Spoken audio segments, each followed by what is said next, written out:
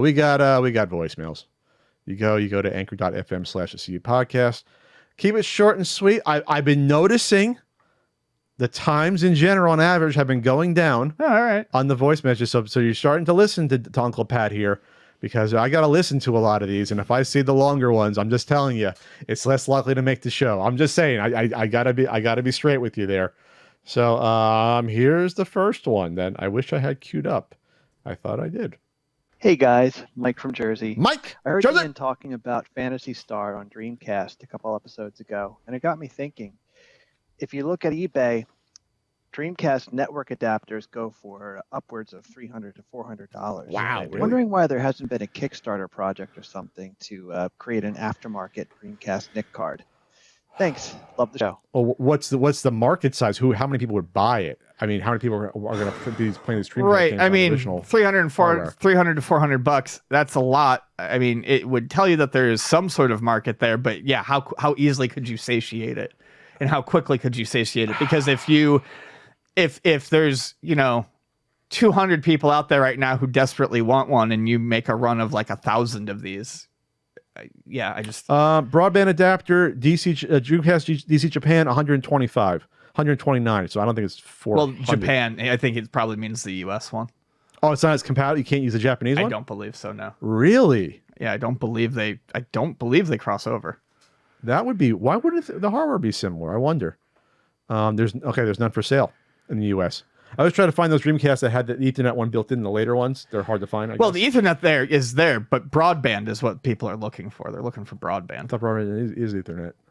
No, I'm not talking phone line. I thought some had a broadband built in. Am I getting that right? I thought some did. Maybe I'm wrong. Maybe I'm wrong about that. Yeah, we're all wrong. I'm not a Dreamcast expert.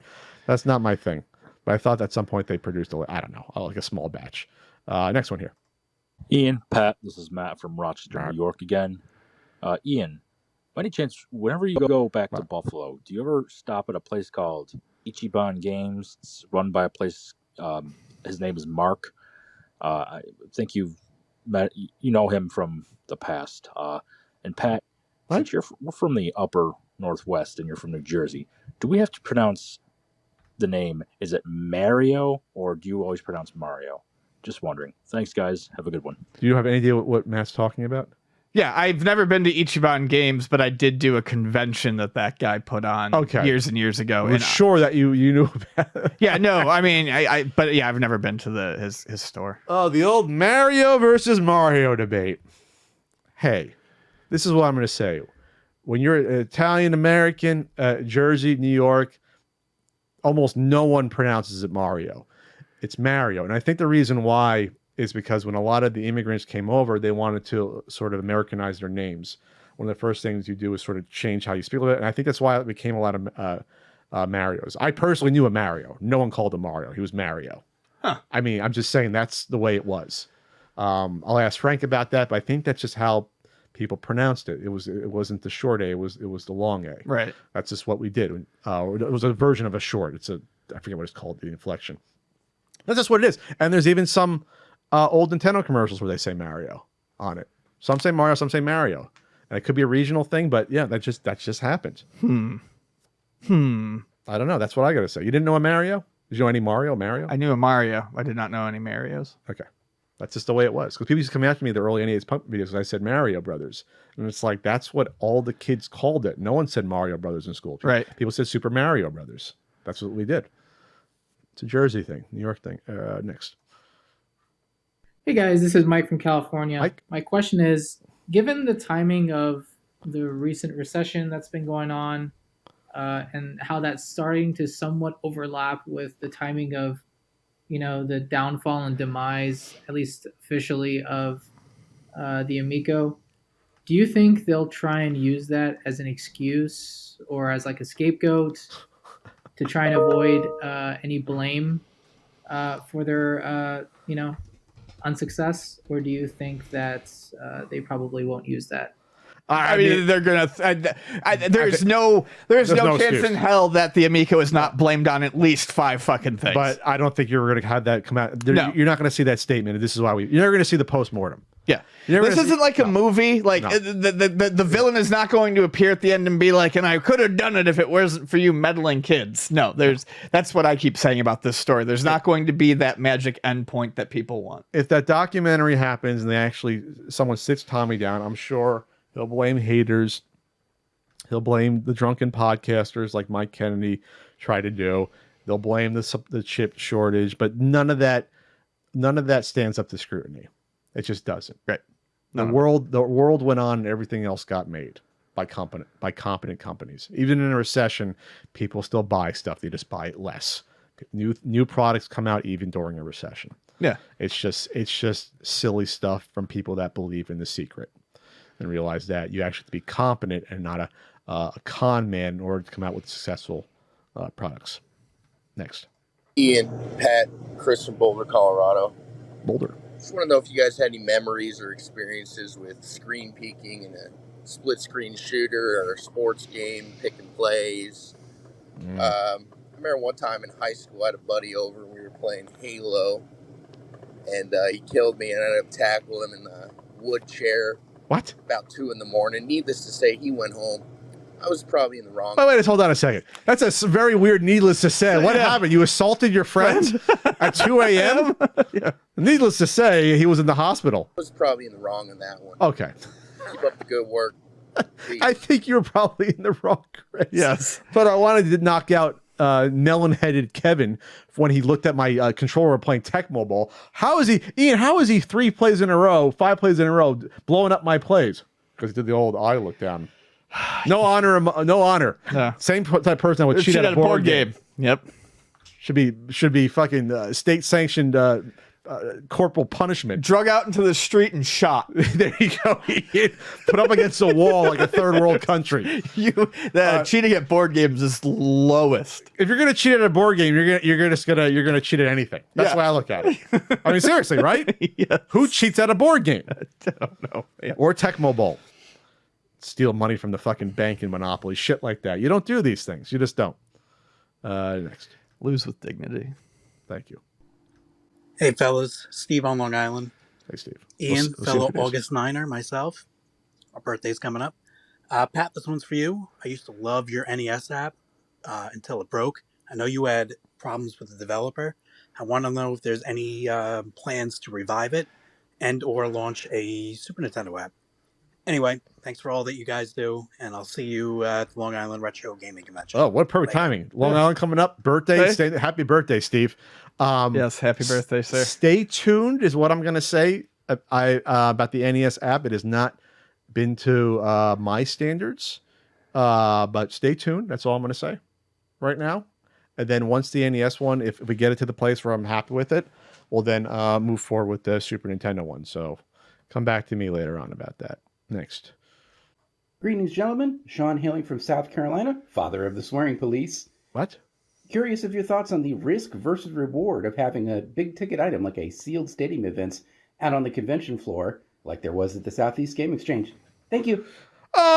There was only there. I've heard of games being picked off at conventions off tables, but it's very, very rare. And those big ticket items you will not be able to get your hands on easily. They'll be behind those cases with the Right. glass.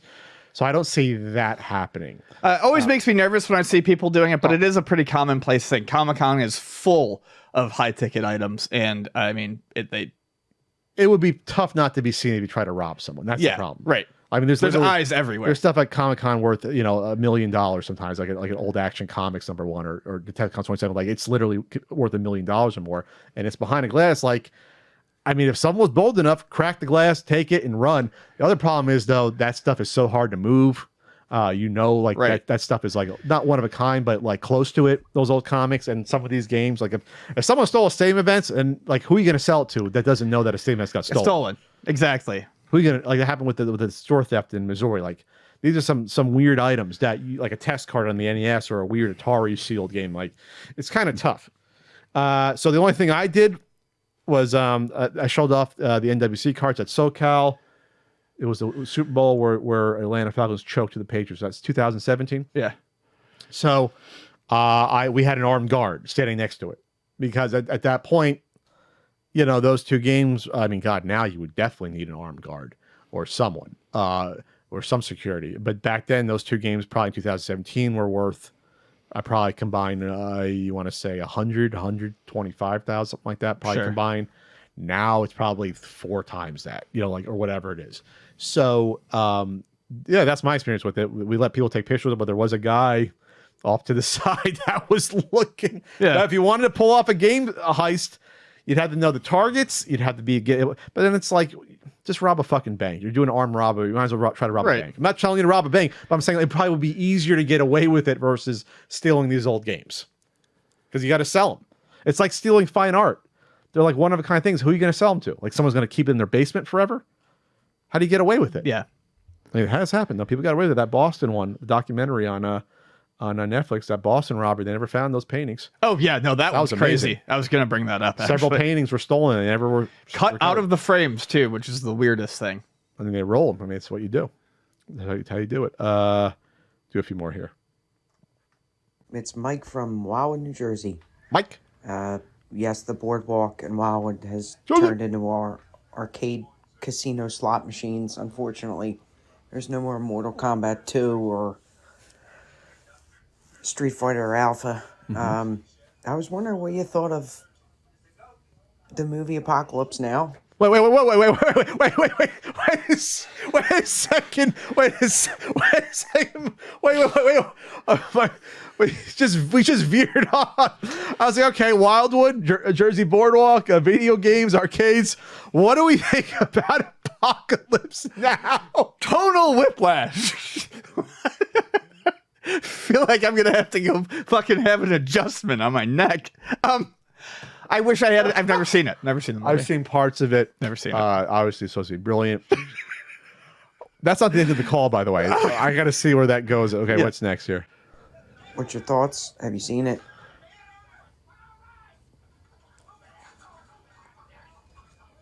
There's no ending. I just.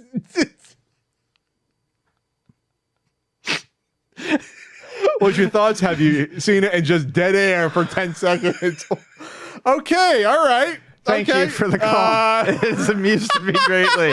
I wish I could tell you what I thought of Apocalypse Now, but I have not seen it. I wish that was the last call because that would have been a nice end. We'll do a couple more here. Okay. I Wow. gotta get to work and then birthday stuff, so let's nail out one or two here. Hi, Pat and Ian. My name's TJ Neal from Ontario, Canada. Yeah. Just wanted to ask you guys, what game do you feel like has the best ending? And also, do you guys have any games that you continuously feel like you beat maybe every year? For me, that's Legend of Zelda: A Link to the Past. Have to finish that one yearly. Thanks, guys.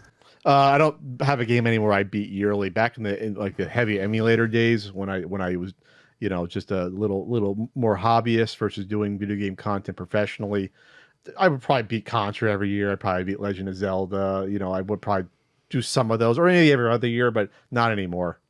I don't think I've done anything yearly in a long time, or really maybe ever, but I did. Did you say, Ian? It's been a while. It's been a while. Happy birthday. I did. I used to go back and play through Dragon Quest, Okay. Dragon Warrior once every couple of years. The first one? Yeah, I You love it. grind that shit I out? love it. Yeah, I love it. Love the sound. Love the grinding. Love Kill the the art. same enemies 1,000 times in a row to Alright. get the Satisfying. metal slime. Oh, and for games with the best ending, I think Donut County actually has a great ending. That's a tough one for me. I don't fixate on the endings of games. Neither that do much, I, so- but I have played through Donut County. I played through Donut County once. I've played the game through 3 times. I did it the 3rd time just because I liked the ending so much and I wanted to experience the ending again. I think Contra had a very satisfying ending as a kid when I played it. Go back to Contra because the island explodes. Pretty and good. Helicopter picks you up. Like pretty cinematic ending. Yeah. Yeah. That it's is- not just a congratulations. Yeah. You're done. I mean, like Ninja Gaiden the same way, but I never beat Ninja Gaiden as a kid. But that's literally the cinematic. You see the castle crumble, stuff Right. like that. Yeah.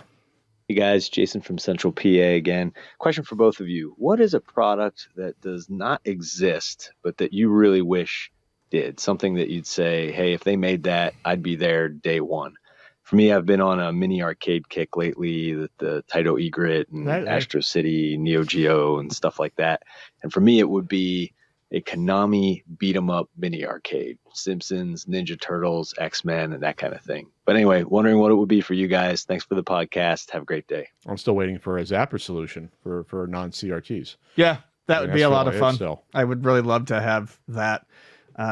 Otherwise, I don't know. There's not a whole lot that I can think of that I'd want. Although, if you're talking like the mini arcade stuff, I would love to see one dedicated to shooters that did the same vertical, horizontal Tate mode thing that the Egret, I think it's the Egret, does. Hi, Penny. And you know that guy that talk about Battle Track and Field 2? My view is that just because a game is hard does not automatically give it a fuck you. I agree. Remember that caller a few weeks ago that didn't like Track and Field 2? Yeah, it's difficult, but some difficult games. Is he saying "fuck you" to the caller? Or was that a caller yelling at someone else? Or are they saying doesn't mean the game gets a "fuck you"? I don't know. Let's cap it off with one more, and then I gotta go. Okay, do one more. This one is from Vince. Pat and Ian, this is Vince again from Northern California. Super serious question. Ooh. How do you guys roll up your classic video game controller cords? Yep. Where's one? I'll get it for Super you. serious. Thanks, guys. Well, here's a birthday present. We'll get one for you to do real quick. Yeah. This is how Ian showed me. I think back in the day, or I discovered it too. Ian, wrap up that N64 controller. I call it the Luna knot, but it's got other names. So you take your cord, you fold it in half, you give yourself a little tail, just like that, right? Then you fold it again. Okay, this is not how I do it. Okay, so you're basically folding it constantly, like a bed sheet. You're folding a bed sheet. Double it up, and then you wrap the plug around it, and then pop it through. And the reason is it holds it together. It holds it together, but this is really good for hanging on pegs. Okay. So I come to the same conclusion. I just do it a different way. So I wrap it, and you have like a little loop, and you put it through, and it's convenient. So whenever I see someone doesn't damage it, you're not putting stress. Damage. You're not putting stress on the cord to controller connection. No, it's just the only way to do it, really. There's not like another really smart way to do it, but the sheet folding, Ian, is ingenious. I didn't realize that. Yeah. It's a good way to do it. We should hold this up and be like, how do you, that'd be the thumbnail bait. Yeah. How do you do your controller codes? There's Ian's birthday present to you all. Yeah. And when I see someone at a convention, they want me to sound like a Zapper or NES, like a little kid or something, I'll show them, this is how you do it. This is how, I can't pick up it's just burned into me. I have to pick up cords and wrap them now. That's a tight loop, Ian. That's a tighter loop than I do with that. That's a tight loop. Thanks. I've gotten good over the years. All right. Well, there you go. That'll be the thumbnail. We'll just do that.